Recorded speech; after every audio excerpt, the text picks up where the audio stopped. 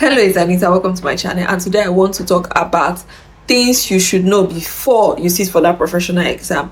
And this can apply to any professional exam. They are just basic things that you must have gone through. And having written my first professional exam, there are some mistakes I made. There were some things I did well. So yeah, this can apply to any profession. It's just the basics. The first thing you need to do is you need to know the style of the exam. You need to know how the exam is based. Is it MCQ? Is it CPT? Is it handwritten? Is it oral? Is it Viva? Whatever, you need to know the structure of the exam that you're writing. The second thing you need to do is you need to look at past questions.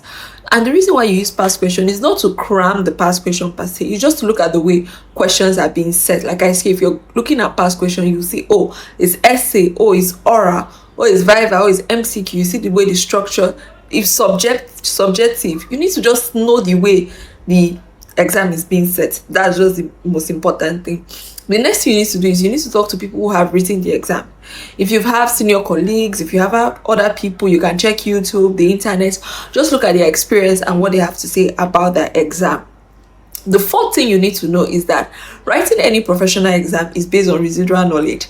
And I can tell you this for experience, because the day before my second my professional exam was for 4 days, and the second day, that was paper 2, I came back from the paper 1. I was so tired, I was stressed out. Let me tell you, I slept like nothing. I was just sleeping. And somebody will be like, okay, I was so tired. And the reason why I was able to rest after the exam was because I had residual knowledge. If I was saying, oh, after paper 1 I will come and read, I would have failed. So the thing you need to know is that whenever you're writing a professional exam, most likely what they are testing is residual knowledge. It's the knowledge that you have accumulated for a certain period of time. If it's 5 years, 3 years, 4 years, 2 years, whatever, they are testing residual knowledge. So for you to write a professional exam and pass, you must have residual knowledge. It's not something you're going to read 1 month to exam, 2 months to exam. No, it's a cumulative. Professional exams are mainly cumulative. Things that you should have knowledge about. That's what they're going to test you on. So this is one thing you should pay attention to. So meaning you have to start reading early. That should be the 5th point, or whatever point this is. You have to start reading, because if you start reading early, that way you will be able to cover up your syllabus, your curriculum. That way you will be able to cover up your curriculum. Now the 6th thing, you need to look at the curriculum. Now when you're reading, let's say if a professional exams are basically set by professional bodies, so you have to look at your professional body, their curriculum. What do they expect you to know? For example, I'm a registered nurse and we take our professional exam while in school.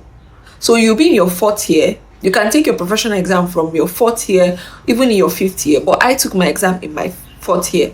Now, there are basic things that the curriculum expects you to know, that the Nursing and Midwifery Council, now in this instance, they expect you to know. You should look at their curriculum, and that is what you should be reading for their professional exam. So yeah, you have to focus on your curriculum. Now, when you're done focusing on your curriculum, the next thing you need to realize is you need to plan yourself. Plan yourself. How am I going to cover this? Plan yourself. Look at past questions. Look at other resources, YouTube, apps, whatever. Actively recall yourself.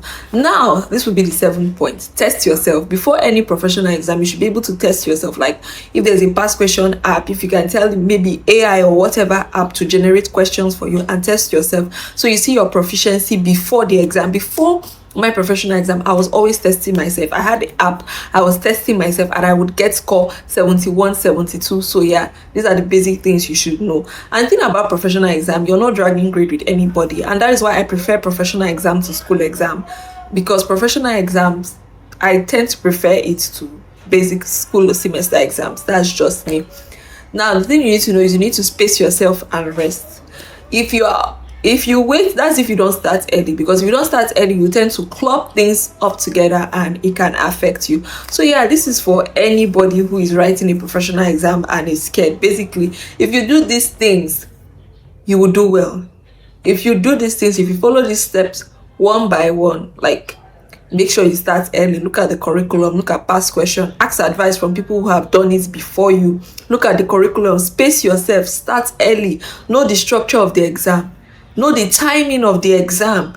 Is this exam going to be for 1 hour? Is this exam going to be for 3 hours? Is this exam going to be for 2 hours? Is it 30 minutes? Know the timing of the exam and you will do excellently. And the thing about exams is that most times they may release the results and it may not be what you expect, but you just have to keep going. I've had instances where, even recently, where they released the result and I was like, this was not what I was expecting. But over then, you learn and you move forward, and that's just the same for anything. Learn and move forward. And like I always say, the best ability you should have is the ability to move forward. If you keep letting past failures hold you back, you're not going to go forward, especially when it comes to exams. So keep trying and you will do it. I am not the most perfect student, but yeah, I passed. So if you start early, focus, do the right thing, give your time, rest.